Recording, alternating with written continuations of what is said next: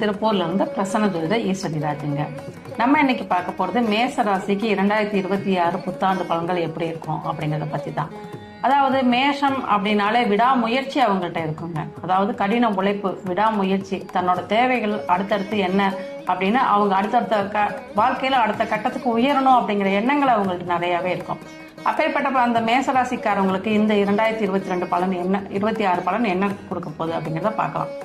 அதாவது உங்க ராசியிலே பாத்தீங்கன்னா உங்க ராசிக்கு 3ஆம் இடத்துல குரு பகவான், அதாவது 9 குடைவராய் அவர் 3ல. அப்ப 9ஆம் இடம்ங்கிறது உங்களுடைய பாக்கியஸ்தானம். அவரை போய் 3ஆம் இடத்துல இருக்கிறதுனால இந்த காலகட்டம் படிக்கிற குழந்தைங்க வெளியூர்ல சென்று கல்வி படிக்கிறது அல்லது இந்த ஆன்லைன் மூலயமா இவங்களோட கல்வியை அடுத்தடுத்த கட்டத்துக்கு உயர்த்துறது, இந்த மாதிரிலாம் இவங்களுக்கு கை கொடுக்கும் அப்படின்னே சொல்லலாம். உயர்கல்வி படிக்கும் மாணவர்களுக்கு இந்த காலகட்டம் நல்லது.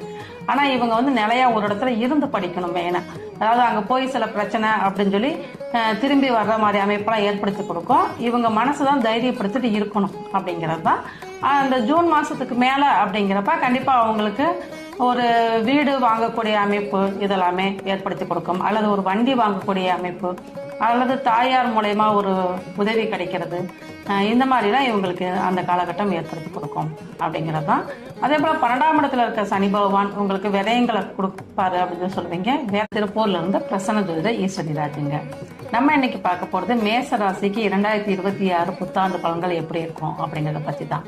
அதாவது மேஷம் அப்படின்னாலே விடாமுயற்சி அவங்கள்ட்ட இருக்குங்க. அதாவது கடின உழைப்பு, விடாமுயற்சி, தன்னோட தேவைகள் அடுத்தடுத்து என்ன அப்படின்னு அவங்க அடுத்தடுத்த வாழ்க்கையில அடுத்த கட்டத்துக்கு உயரணும் அப்படிங்கிற எண்ணங்கள் அவங்கள்ட்ட நிறையவே இருக்கும்.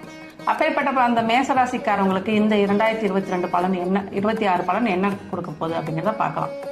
அதாவது உங்க ராசியிலே பாத்தீங்கன்னா உங்க ராசிக்கு 3ஆம் இடத்துல குரு பகவான், அதாவது 9 குடைவராய் அவர் 3ல.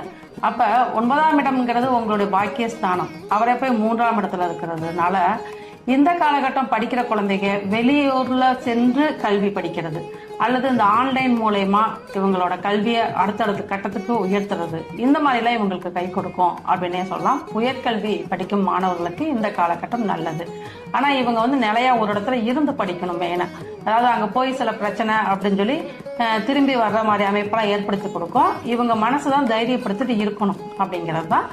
அந்த ஜூன் மாசத்துக்கு மேல அப்படிங்கிறப்ப கண்டிப்பா அவங்களுக்கு ஒரு வீடு வாங்கக்கூடிய அமைப்பு இதெல்லாமே ஏற்படுத்தி கொடுக்கும், அல்லது ஒரு வண்டி வாங்கக்கூடிய அமைப்பு, அல்லது தாயார் மூலயமா ஒரு உதவி கிடைக்கிறது, இந்த மாதிரிலாம் இவங்களுக்கு அந்த காலகட்டம் ஏற்படுத்தி கொடுக்கும் அப்படிங்கிறது தான்.